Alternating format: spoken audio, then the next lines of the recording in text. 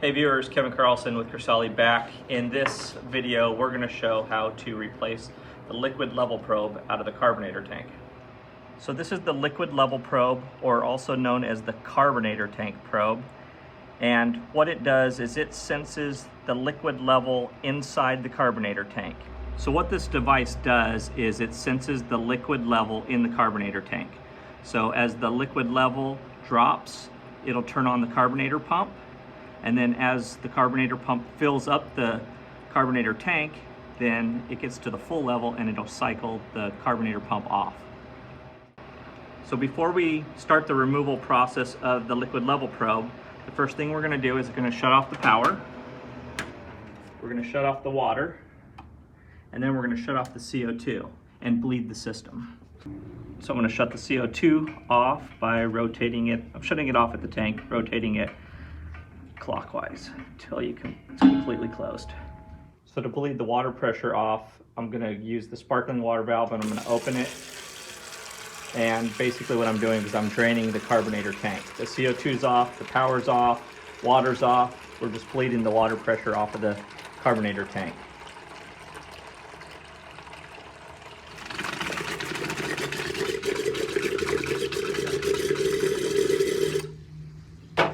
All right, so we bled the pressure at the faucet, but there's still going to be some pressure in there. This is pressure relief valve. If you pull it, you want to pull it and then it'll release all the pressure. So that way when you start to remove this, you don't get sprayed in the face. So we've bled all the pressure with using the pressure relief valve. Important thing at this point, go ahead and shut that so that when you fill the system, you remembered it is shut. And then what we want to do is we're going to lower the water level in the bath by removing this white pipe stem. And this white pipe stem is connected to the 3/8 drain line that should be connected to your floor sink or drain. We're going to let this drain down probably halfway or 2/3 of the way down. The reason for this is we don't want this bath water to go into the carbonator tank, contaminating it when we remove the liquid level probe.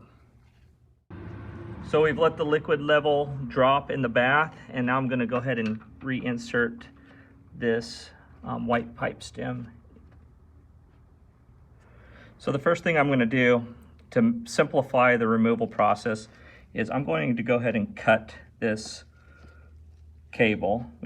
The power's off, so this is no problem here. I'm going to cut the cable, and now it'll make it easy for me to access this. I can actually put a 3/4 inch deep socket over this and remove it.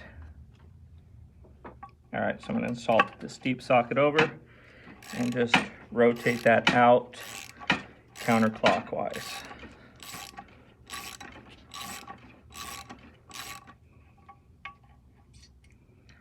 One of the things you want to do is when you remove it, try and get some of this Teflon tape out, prevent it from dropping into the tank. So we've removed the panels from this chiller.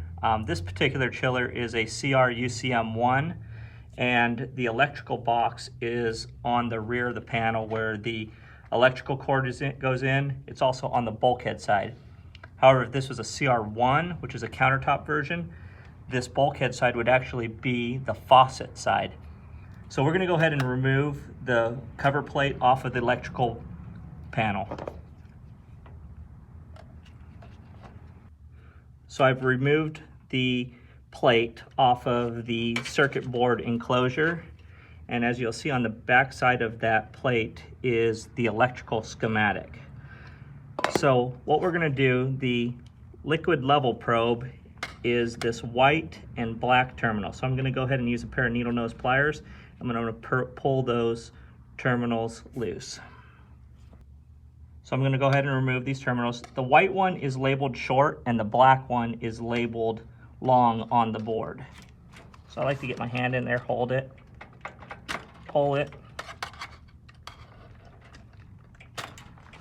All right, now it's loose. Go ahead and pull it through the grommet and pull it all the way through.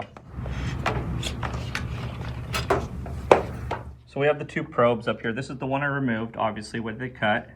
As you will see, it's got the two probes, the long probe and the short probe. This particular one that we're removing has a clear sleeve over the long probe. We've made some modifications, and now we have this tight black plastic over the long probe as well as a little bit over the short probe. Long probe is connected to the black terminal. The short probe is connected to the white wire and terminal. One way to really remember the black, this one has a lot of black sleeve over it, so that's the black terminal. So as you'll see on the hex nut of the head of this liquid level probe, we've got a black mark, and that's kind of lined up with the long probe. If it doesn't have a mark on it, take a black marker and mark it there, because when you install this, orientation is very important. So last step before inserting this into the carbonator tank is we're going to put some Teflon tape. And I like to put probably 5 or 6 turns of Teflon.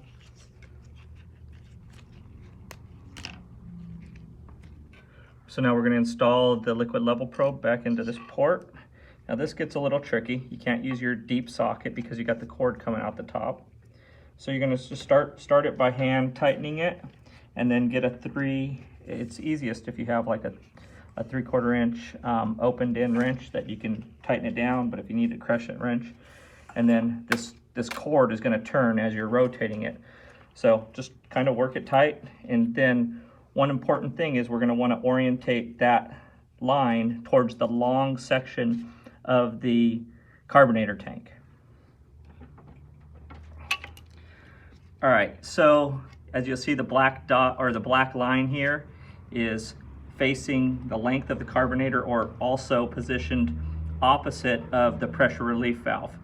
So very important that when you finish, the orientation is in this direction. So we're going to reroute the terminals back through the zip ties, kind of following the CO2 line back to the front, and then we'll pop up into the bottom of the electrical box. So I've rerouted the lines coming up through the bottom of the electrical panel, and then I'm going to make the connection. I'm going to put the white to the short terminal and the black to the long. All right, so we've got the terminals connected. One thing I want to note is on the electrical schematic, we've been referring to this as a liquid level probe or a carb tank probe, but on the schematic we call it an electrode. All right, so we've put the panels back on the chiller. We're going to go ahead and turn on the water, and next we're going to fill the water bath. So what I'm going to do is, since we've got the water filter, I'm going to use the bleed valve off the filter system to go ahead and fill the water bath. And remember, we're going to fill it so the carbonator tank is completely submerged in water and about 1/4 inch below the top of this white pipe stem. All right, so we filled the water bath, and now I'm going to turn the power on. So we're agitating the water, and then before we turn the CO2 on, I'm going to go ahead and prime the system so everything is completely hydraulic with water. So now I'm going to go ahead and open up the chilled still and the sparkling, purging any air and anything out of it to make sure I get a nice steady flow. Once I get a nice steady flow, I can go ahead and shut the water off, and I'm going to turn on the CO2 now.